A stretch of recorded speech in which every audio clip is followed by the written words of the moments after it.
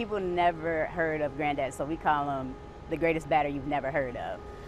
Because looking at his stats, you can see that he was a power hitter, he was a dynamic center fielder, he was making sensational catches, he was stealing bases, he did all the things that made him an all-around player and a 5-tool player, but yet people have never even heard of him. Vanessa Ivy Rose is talking about her granddad, Norman Turkey Stearnes, who played 10 of his 22 professional baseball seasons roaming center field here at historic Hamtramck Stadium for the Detroit Stars of the Negro Leagues.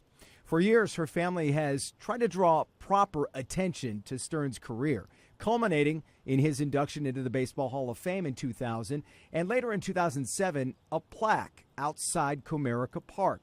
But more recently, it was Vanessa's podcast about her Grandpa Turkey that gained national attention. The podcast is amazing because it's called Reclaim the Forgotten League, and that's essentially what it was. All of their stories were forgotten, their stats were forgotten, and their whole history was buried, but it's American history, and we need to know this.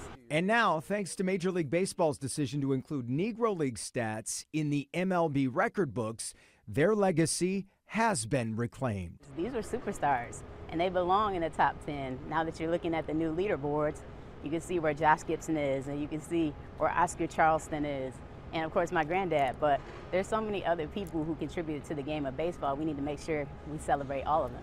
What's it like to see your granddad's name up there with, like, I see like the all-time batting average is 348. He's like right there with Rogers, Hornsby, and Tris Speaker and Cobb.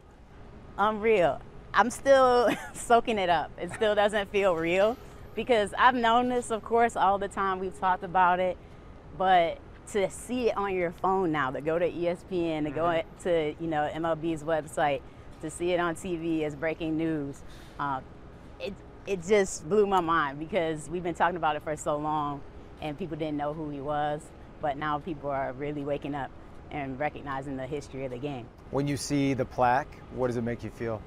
I love this plaque. I come down here all the time, even when baseball's not in season. I never met him, so this is really my memory of him, is the plaque, and then also my grandmother's stories and anything that baseball historians have shared with me. This is home away from home for me, and I think it's his rightful home too, because this is where he should have been all along.